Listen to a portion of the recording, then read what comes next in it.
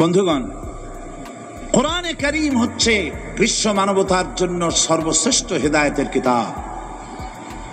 এই কিতাব আল্লাহ রাব্বুল আলামিন অবতীর্ণ করেছেন গোটা মানব গোষ্ঠীর জন্য, পৃথিবীর সমস্ত মানুষের জন্য আল্লাহ পাক এই কোরআন নাজিল করেছেন। কোরআন কার বাণী? এই কোরআনকে যারা অনুসরণ করবে তাদের সম্পর্কে আল্লাহ পাক বলেছেন, ফামান তাবিআ হুদায়া ফালা খাউফুন আলাইহিম ওয়ালা হুম ইয়াহজানুন। কোরআন যারা অনুসরণ করবে, কোরআন যারা মেনে চলবে, তাদের জন্য কোনো ভয় নাই, কোনো চিন্তা নাই। কোরআনের আইন যারা মানবে, কোরআনের শাসন যারা মানবে, তাদের জন্য কোনো ভয় নাই, চিন্তা নাই। কোরআন আল্লাহ রাব্বুল আলামিন এই পৃথিবীতে তাবিজ লেখার জন্য পাঠান নাই। এ কোরআন শুধু চুমা খাওয়া, মাথায় লাগাবার জন্য, বুকে লাগাবার জন্য পাঠান নাই। কোরআন পাঠিয়েছেন আল্লাহ রাব্বুল আলামিন মানুষেরা কোরআন পড়বে, কোরআন বুঝবে, আর কোরআনের বিধান অনুযায়ী ব্যক্তি, পরিবার, সমাজ এবং রাষ্ট্র গড়বে। বলেন আলহামদুলিল্লাহ। এই জন্য কোরআন নাজিল হয়েছে। রাসূল করিম সাল্লাল্লাহু আলাইহি ওয়াসাল্লাম কোরআনে কারীম দিয়ে একটি সমাজ বিপ্লব করেছিলেন। কোরআন নাজিল এর উদ্দেশ্য আর রাসূল পাঠাবার উদ্দেশ্য সম্পর্কে আল্লাহ পাক বলছেন, হুয়াল্লাযী আরসালা রাসূলাহু বিল হুদা ওয়া দীনিল হক লিইয়ুযহিরাহু আলাদ-দীনি কুল্লিহি ওয়া কাফা বিল্লাহি শাহীদা। আমি আমার রাসূলকে দ্বীনে হক আর সত্যের বিধান সহকারে দুনিয়ায় পাঠিয়েছি, এই জন্যে লিইয়ুযহিরাহু আলাদ-দীনি কুল্লিহি আই লিইয়ুগলিবাহু আলা সাইরিল আদিয়ান, যাতে করে মানব গোষ্ঠীর উপরে, মানুষের তৈরি করা মতবাদের উপরে ইসলামকে যেন বিজয়ী করে দেন। ইসলাম বিজয়ী করে দেওয়ার জন্যে, কোরআনকে বিজয়ী ভূমিকা আনার জন্য আমি রাসূল পাঠিয়েছি, বিধান পাঠিয়েছি। সেই আল্লাহ পাক আমাদের জন্য এ কোরআন দিয়েছেন পৃথিবীতে আইন এবং বিধান মেনে চলার জন্য। এই কোরআন মানুষের ইহকাল এবং পরকালের মুক্তির দিশা দেখায়। কোরআন যারা মানে তারাই শান্তি পায়, যারা মানে না তারাই অশান্তি মধ্যে বসবাস করে। আজকে আপনারা বলেন, পৃথিবীতে সবচাইতে অশান্তিতে কারা? মুসলমান। পৃথিবীতে সবচাইতে অশান্তিতে কারা? তাহলে অর্থ দাঁড়ায় এই যে কোরআন যাদের কাছে থাকবে, কোরআন যারা তেলাওয়াত করবে, কোরআনের আইন কানুন যারা পড়বে, কোরআন যাদের বাড়িতে থাকবে, তারাই সব থেকে অবহেলিত, লাঞ্ছিত হবে। অর্থ কি তাই হবে নাকি? না, তা হবে না। আল্লাহ পাক বলেছেন, তাহা মা আনজালনা আলাইকাল কুরআনা লিতাশকা। নবী হে, এই কোরআন আমি অবতীর্ণ করেছি এজন্য নয় যে কোরআন আপনার ভাগ্যকে বিনষ্ট করে দেবে, বরং কোরআন এসেছে ভাগ্যকে সুপ্রসন্ন করার জন্য। সুবহানাল্লাহ। সেই কোরআন থেকেই আমরা আলোচনা করেছি। গতকাল আলোচনা করেছিলাম সূরা আল বাকারার 255 নম্বর আয়াত। আয়াতটার নাম কি? আয়াতুল কুরসি। গতকালকের মতো আজও আসুন আমার সাথে তেলাওয়াত করেন। আউযু বিল্লাহি মিনাশ শাইতানির রাজিম। বিসমিল্লাহির রাহমানির রাহিম। প্রত্যেক অক্ষরে অক্ষরে 10-10 করে নেকি এখন আমাদের নামায় আমলে লেখা হচ্ছে। সুবহানাল্লাহ। গলা ছেড়ে দিয়ে সবাই পড়েন আমার সাথে, আল্লাহু লা ইলাহা ইল্লা হুয়াল হাইয়ুল কাইয়্যুম লা তাখুযুহু সিনাতুন ওয়ালা নাওম লাহু মা ফিস সামাওয়াতি ওয়া মা ফিল আরদ من ذا الذي يشفع عنده إلا بإذنه يعلم ما بين أيديهم وما خلفهم ولا يحيطون بشيء من علمه إلا بما شاء وسع كرسيه السماوات والأرض ولا يؤوده حفظهما وهو العلي العظيم صدق الله العظيم আয়াতুল কুরসি হচ্ছে কোরআন শরীফের সর্বশ্রেষ্ঠ আয়াত। সুবহানাল্লাহ। রাসূল বলেছেন আয়াতুল কুরসি হচ্ছে কোরআনে কারীমের সর্বশ্রেষ্ঠ আয়াত এবং আল্লাহ পাকের তাওহীদের ব্যাপারে, সার্বভৌমত্বের ব্যাপারে এত বিস্তারিত অল্পের মধ্যে আর অন্য কোন আয়াতের মধ্যে ভাবে আসে নাই। এই জন্য আয়াতুল কুরসির এত মর্যাদা। কালকে আরো একটি হাদিস শোনাচ্ছিলাম, বোধহয় নিশ্চয়ই আপনাদের মনে আছে, প্রত্যেক ফরজ নামাজের পরে আয়াতুল কুরসি যে একবার পড়বে, তেলাওয়াত করবে, কিয়ামতের দিন আল্লাহ পাক তার সম্পর্কে সিদ্ধান্ত নেবেন, তাকে জান্নাত দিয়ে দিবেন। সুবহানাল্লাহ কইতে ইচ্ছে করলো না? আলহামদুলিল্লাহ বলবেন না? তার অর্থ হলো এই আয়াতুল কুরসি যদি মানুষ পড়ে আর বোঝে আর ওই অনুযায়ী যদি আকীদা তৈরি হয়, জীবন তৈরি হয়, তার জীবন জান্নাতের জন্য তৈরি হয়ে যায়। গতকাল আল্লাহ পাকের সার্বভৌমত্বের কথা আমরা আলোচনা করেছিলাম। আজকে আলোচনা করব আল্লাহ পাকের পরিচয়। আল্লাহ পাক তিনি কে? আমরা বলি আল্লাহ। আমরা কি বলি? বলেন সবাই, কি বলি? আমি অনেকবার আপনাদেরকে এই কথাটা বলেছি, বোধহয় নিশ্চয়ই মনে আছে। আল্লাহ এই উচ্চারণটা আমাদের অনেকের হয় না, কেউ বলে না আল্লাহ। আল্লাহ পাকের উচ্চারণটা হচ্ছে, আল্লাহ পাকের নামের উচ্চারণ হচ্ছে আল্লাহ। মুখটা একটু গোল হয়ে যাবে, বলেন আল্লাহ আল্লাহ। সুবহানাল্লাহ। পৃথিবীতে বিভিন্ন জাতি তার স্রষ্টাকে, তারা যাকে স্রষ্টা মনে করে, বিভিন্ন নামে ডাকে। কেউ বলে ভগবান, কেউ বলে ঈশ্বর, কেউ বলে পরমেশ্বর, কেউ বলে বিধাতা, কেউ বলে গড।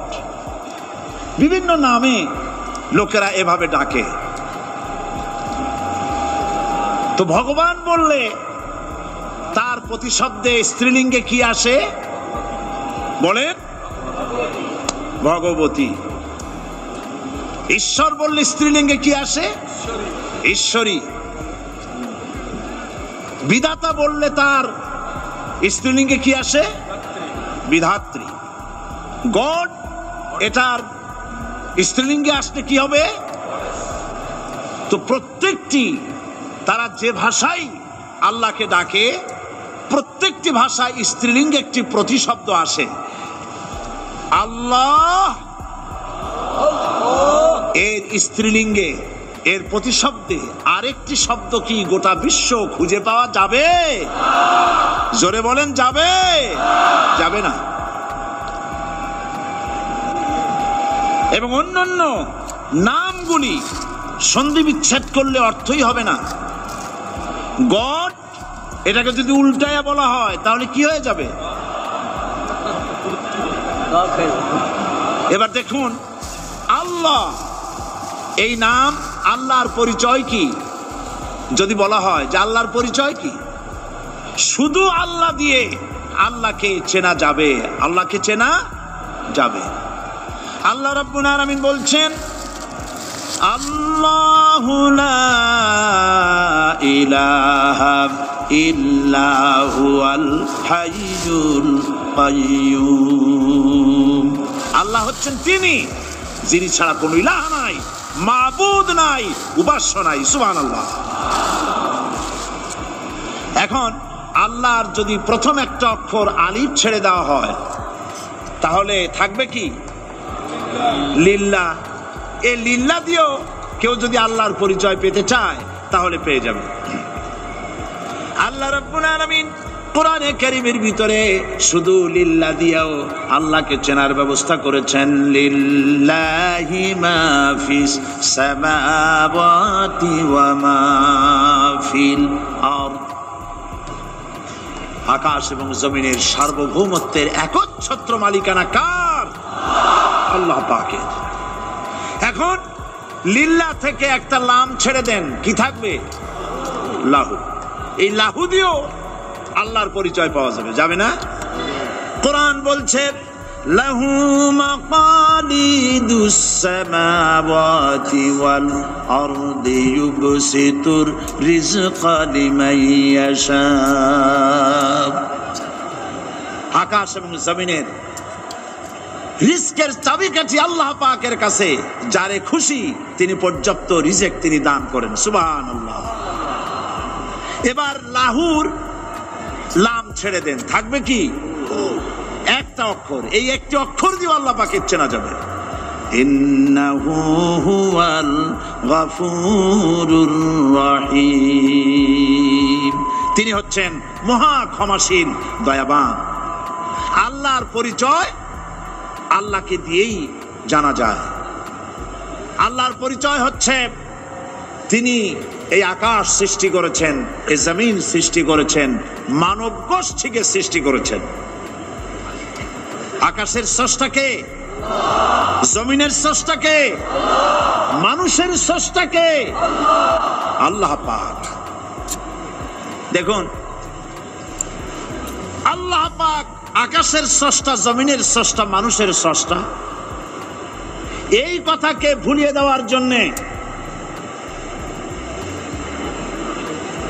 এই কথাটিকে ভুলিয়ে দেওয়ার জন্য আল্লাহকে অস্বীকার করছে এক শ্রেণীর লোকেরা। তারা বলছে দেয়ার ইজ নো গড, স্রষ্টা বলতে কেউ নাই, আনসিন ইজ নাথিং। মাশাআল্লাহ, আমাদের মঞ্চে এই চট্টগ্রামের গৌরব বিএনপির কেন্দ্রীয় নেতা জনাব সালাউদ্দিন কাদের চৌধুরী সাহেব এসেছেন। আলহামদুলিল্লাহ। আল্লাহ পাক সকলকে কোরআন বোঝার তৌফিক দান করুন, বলি আমিন। আল্লাহ পাক কোরআনকে বোঝার জন্য, আল্লাহকে চেনার জন্য ব্যবস্থা করেছেন। ওরা বলছে কি আনসিন ইজ নাথিং, যা দেখা যায় না সেটা কিছুই না, সেটা বিশ্বাস করি না। তো আল্লাহর যখন রং নাই, গন্ধ নাই, তাকে বিশ্বাস করি কেমনে? বলে নাউজুবিল্লাহি মিন যালিক। আরে ভাই, তোমরা তো এমন বহু জিনিস আছে যা না দেখে বিশ্বাস করো। আপনারা কি বাতাস দেখেছেন? বিশ্বাস করেন কিনা? বিশ্বাস করেন কিনা? আপনারা কি ইথার দেখেছেন? বিশ্বাস করেন কিনা? ফুলের গন্ধ দেখেছেন কিন্তু বিশ্বাস করেন কিনা? মাধ্যাকর্ষণ শক্তি, ল অফ গ্রাভিটেশন আপনারা চোখে দেখেছেন? বিশ্বাস করেন কিনা? অনেক জিনিস এমন আছে যা আমরা চোখে দেখি না কিন্তু বিশ্বাস করি। হযরত ইমাম আবু হানিফা রাহমাতুল্লাহ আলাইহির সাথে এক নাস্তিকের বহস হবে। স্থান এবং তারিখ নির্ধারণ করা হলো। ইমাম সাহেব দেরি করে আসলেন। নাস্তিক বলছে, আমি আপনার সঙ্গে কোনো বিতর্কে যেতে চাই না, কারণ আপনি ওয়াদা রক্ষা করতে পারেন নাই, নির্ধারিত সময়ের অন্তত 3 ঘন্টা পরে এসেছেন। তিনি বললেন, আমি কেন দেরি করলাম সেটা তো তুমি জিজ্ঞেস করবে। আচ্ছা বলেন কেন দেরি করেছেন? তিনি বললেন, দেখো, এই জায়গায় আসার পথে একটা নদী বেঁধেছিল, তো আমি আসবো কি করে? আমার কাছে পারাপারের কোনো বন্দোবস্ত ছিল না। এক পর্যায়ে হতাশ হয়ে গেলাম, আমার বোধহয় যাওয়াই হবে না। শেষ পর্যন্ত আমি দেখতে পেলাম হঠাৎ করে আমার পাশে একটা ফলের বীজ পড়লো, তা দিয়ে একটা গাছ অঙ্কুরিত হলো। দেখছি না তা গাছটা একটা ময়ূর হয়ে পরিণত হয়ে গেল। কই থেকে একটা করাতে সে গাছটা কেটে ফেলে দিল। ফটাফট কতগুলি তক্তা বেরিয়ে আসলো, কোথার থেকে একটা হাতুড়ি আর কতগুলি লোহা এসে ঠাস ঠাস করে বাড়ি লেগে একটা কিস্তি তৈরি হয়ে গেল।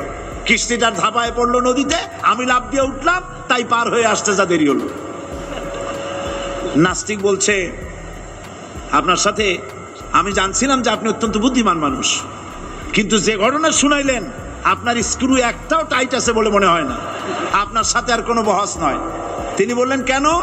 কয় বহস না, আপনি বলছেন যে এইরকম একটা গাছ চারা হয়ে গেল, সাথে সাথে বিনা মিস্ত্রিতে গাছটা কাটলো, তারপর এটা দিয়ে তক্তা হলো, লোহা আসলো, হাতুড়ি হইলো, বিনা মিস্ত্রিতে কিস্তি তৈরি হয়ে গেল, নৌকা এটা পড়লো নদীতে, আর বিনা মাঝিতে আপনি পার হয়ে আসলেন। এটা কি আদৌ সম্ভব? ইমাম আবু হানিফা রাহমাতুল্লাহ আলাইহি বলছেন, তোমার সাথে আমি কোনো কিতাব দিয়ে ঝগড়া করব না, কোনো কিতাব দিয়ে আমি তোমার সাথে বহস করব না। এই একটি দৃষ্টান্ত তোমার জন্য যথেষ্ট। একটা মিস্ত্রি ছাড়া যদি একটা কিস্তি তৈরি না হতে পারে, একটা গাছ কেটে তক্তা যদি না হতে পারে, এই বিশাল আকাশ, এই বিশাল জমিন, আর তোমার মতো এরকম একটা সুন্দর মানুষ বিনা মিস্ত্রিতে বিনা স্রষ্টায় তৈরি হলো কেমনে? এক কথায় নাস্তিক বলছে, আমার জীবনের ভুল ধরা পড়লো। নাস্তিক বলছে, জীবনের ভুল ধরা পড়েছে, আমি মুসলমান হয়ে গেলাম। লা ইলাহা ইল্লাল্লাহু মুহাম্মাদুর রাসূলুল্লাহ। জোরে পড়েন, লা ইলাহা লা ইলাহা